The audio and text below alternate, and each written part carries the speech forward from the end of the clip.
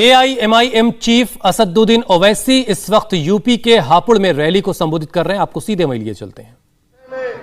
बड़े बुलंद बांग दावे किए थे और कहा था कि कैसे मैं खामोश बैठ जाऊंगा जब पाकिस्तान पुलवामा में हमला करता है।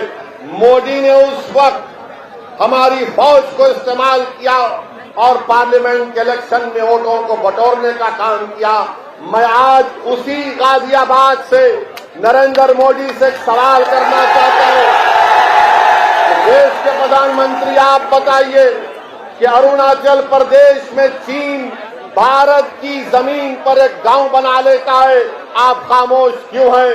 हम देश के प्रधानमंत्री से पूछना चाहते हैं कि उत्तराखंड में चीन हमारी भारत की जमीन में आकर हमारे इलाके के वो तमाम चीजों को तोड़कर चला जाता है, आप खामोश क्यों हैं?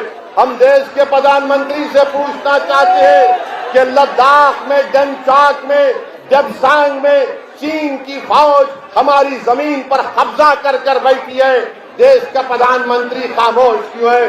प्रधानमंत्री देश ये जानना चाहता है, जिस तरह आपने पाकिस्तान में घुसकर हमला किया, आज आप चीन लखबीर सिंह पर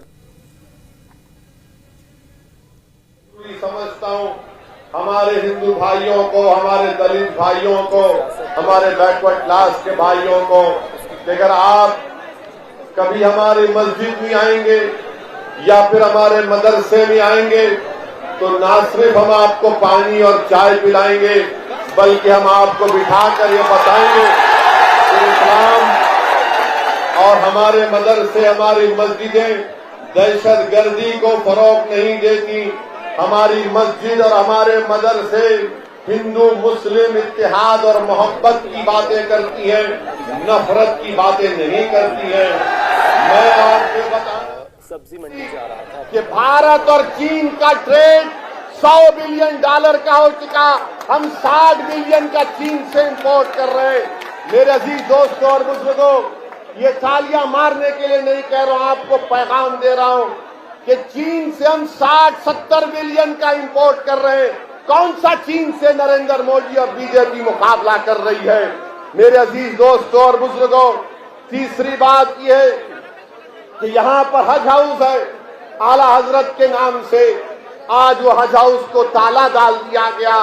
एनजीटी का ऑर्डर आया, क्यों नहीं योगी आदित्यनाथ की सरकार उस एनजीटी के ऑर्डर के खिलाफ जाती है? क्या नदी के किनारे और गंदगी नहीं हो रही है? क्या क्या नहीं निकलता? मगर हज हाउस नहीं होने की बिना पर गाजियाबाद और मीरठ की जनता को बड़ी मुश्किल उठाकर यहां से दिल्ली एयरपोर्ट जाना पड़ता है।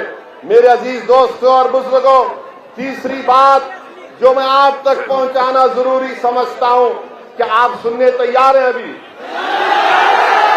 चलिए, मैं बोलने तैयार हूं। बारिश जैसा बरसेगी, मैं भी ऐसा बरसूंगा अपने अल्फाज को लेकर। और हम जब बरसते हैं अल्लाह के करम से तो छतरी की जरूरत नहीं पड़ती आपको। ये हमारे मजलिस के मुखालिफिन और खास तौर से यहाँ के विधायक का नाम क्या है? हाँ, असलम चौधरी ने कहा। असलम चौधरी ने बड़ी बड़ी बातें की मजलिस इत्तेहादुल मुस्लिमीन के बारे में। असलम चौधरी, तुमको अब तक किसी एक मर्द मुजाहिद से वास्ता नहीं पड़ेगा इंशाअल्लाह तुमको। ये कई बड़ी बड़ी बातें करते हैं वाहियात किस्म की।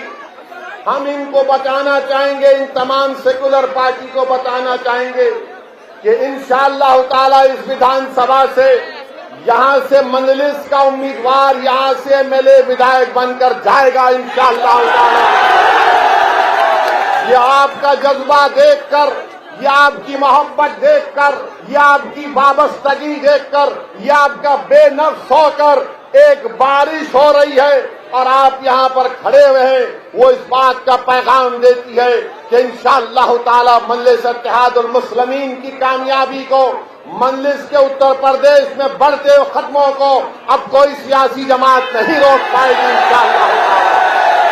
मेरे अजीज दोस्तों और बुजुर्गों, गाजियाबाद जिले में 5 विधानसभा है, 5 विधानसभाएं। मैं आपको ये इसलिए बताना जरूरी समझता हूं कि मजलिस के ऊपर इल्जाम लगाया जाता है कि मजलिस खड़े रहेगी तो वोट डिवाइड होगा। हम इनसे पूछना चाहते हैं कि पिछले पार्लियामेंट के चुनाव में समाजवादी और बीएसपी ने मिलकर मुकाबला किया। क्या आपने पार्लियामेंट के इलेक्शन में बीजेपी को वोट दिया? आपने क्या आपने पार्लियामेंट के इलेक्शन में मोदी को वोट दिया? क्या योगी को वोट दिया? तो फिर कैसे बीजेपी कामयाब हुई बताइए? कौन जिम्मेदार है इसका?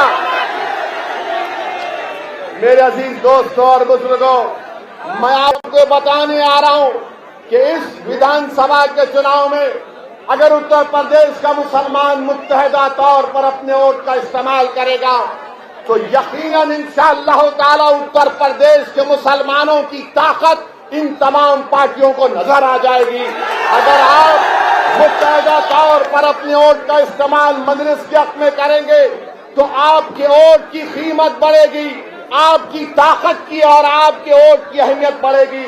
इसीलिए मैं आपसे गुजारिश करने आया हूं कि आप मुत्तहदा तौर पर आने वाले विधानसभा में मजलिस के हक में अपने वोट का इस्तेमाल करिए। सुनिए मेरी इस बात को। गाजियाबाद विधानसभा में कांग्रेस और सपा ने मिलकर इलेक्शन लड़ा था ना पिछले बार। अब आप सुनिए हकीकत क्या है।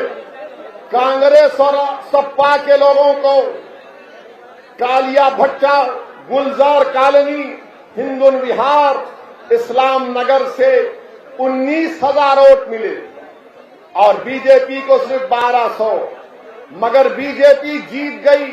अब आप बताइए, बीजेपी को 25,000 वोट विजयनगर से, मिर्जापुर से। अब ये आप जानते हैं कि विजयनगर, गुलजार नगर